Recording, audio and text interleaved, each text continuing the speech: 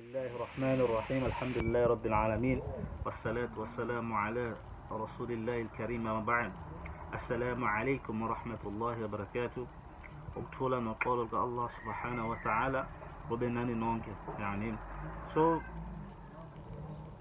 decided ukwenza le video ucacisela abantu nge-Islam, you know.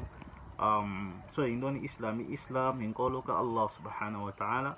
Allah nguThixo, you know, ngesisuthu ngumdali, ngumudimo, ngesixhosa nguThixo, ngesizulu wakhona nakhona nguThixo, you understand? So uNkulunkulu, right? So igama ka-Allah subhanahu wa ta'ala ligama likaThixo, right? Eligama first of all alina gender, you know, alina gender like umntwana nomntwana. Secondly ligama lomdali, you know.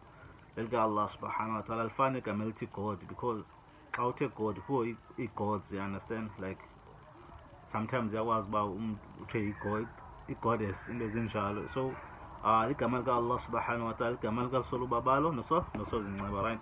So kukho message ekhoyo like ku-Islam first of all, Islam yomuntu wonke, Islam religion yomuntu wonke osemhlabeni, because Allah subhanahu wa ta'ala umdali wento zonke wathumela umprofeti wokugqibela nguMuhammad, ukuthula noxolo kuThixo kube phezu kwakhe, njengomprofeti wokugqibela, wayengumprofeti wokugqibela okanye, right? Wamthumela lencwadi ekuthiwa iQuran.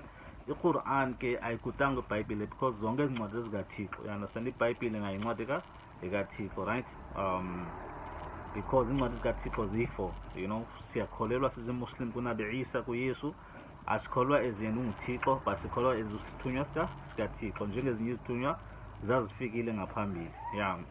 So kuQuran kukho ivesi senza zifunda ngesi-Arab ezithi first of eyokuqala ithi ya ayyuhan nas ubudu rabbakum alladhi khalaqakum walladhina min qablikum la'allakum tattaqun. So le message yomuntu wonke so Quran ithi bantu ubudu rabbakum, thandazani uThixo wenu onidalileyo, walladhina min qablikum, odale nabo bantu bekhona ngaphambi kwenu, la'allakum tattaqun, ngoba loo nto yanenza nisondele kanye nibe sendleleni ethe nibe sendleleni straight, right?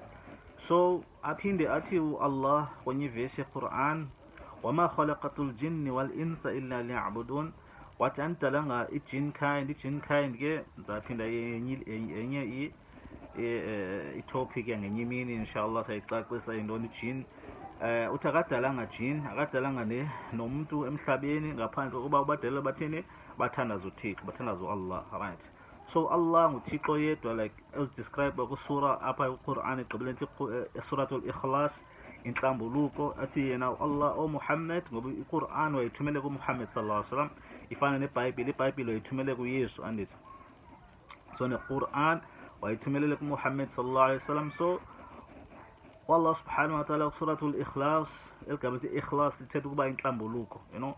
So Muhammad wathi a'udhu billahi minash rajim, wathi ngesi-Arab qul huwa Allahu ahad, you know. Muhammad baxelela uba Allah umnye nje, Allahu samad, Allah uphelele kwaye ungunaphakade, umdali uphelele kwaye unaphakade, lam yalid wa lam yulad, akazali naye akazange wazalwa, lam yakul lahu kufuwan ahad, and akekho umuntu ofana noThixo ngobukhulu, ngobukhosi akekho umuntu ofana naye uThixo, right? So ithetha ukuthi le yonke enye into ngaphandle koThixo indalo kaThixo. It can be ibe nguYesu, ibe nguMuhammad, indalo kaThixo, because beziprofet ne-messenger zika-Allah subhanahu wa ta'ala.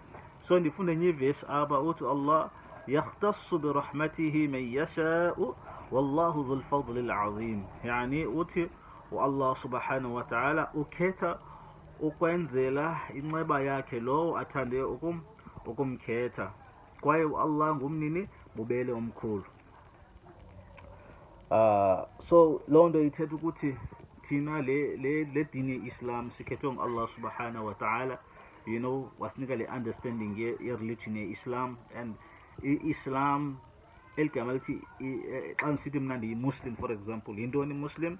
I-Muslim we submit, you know, we submit ourselves to the commandments of Allah, of God, you understand? So that means senza into yonke uthixo athi masiyenze. For example, like iQuran to say that umzekelo suba into yomnye umuntu kuharam, so sihlala kude nento zokuba into zabantu. Like for example, ixele thandaza swala, thandaza Allah, you know, iyasifundisa ihadith kaProphet Muhammad sallallahu alaihi wasallam, iyasifundisa naye ba uthandaza njani Allah uthixo kanye uthanyazwa njani, you know. Siyacula senza njani senza njani. So Allah subhanahu wa ta'ala usicacisele yonke into kwiQuran, even uthetha nakwiBhayibhile, even noYesu umenshiniwe kwiQuran kakhulu, more than Prophet Muhammad sallallahu alaihi wasallam. Alright. Isa bin Maryam, bathi Allah subhanahu wa ta'ala uthi nguYesu unyana kaMaria, not unyana kaThixo, right? Akangunyana kaThixo uYesu.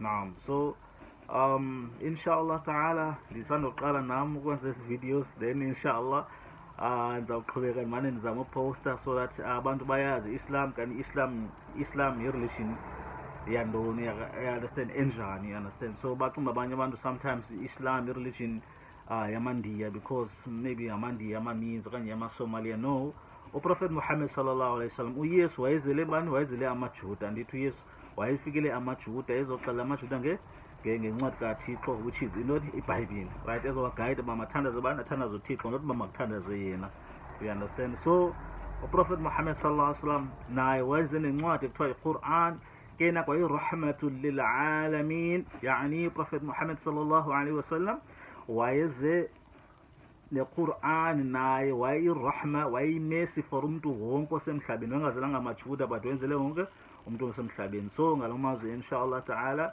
saphinda siqhubeke inshallah simane senze izi videos inshallah ta'ala. Wassalamu alaikum wa rahmatullahi wa barakatuh.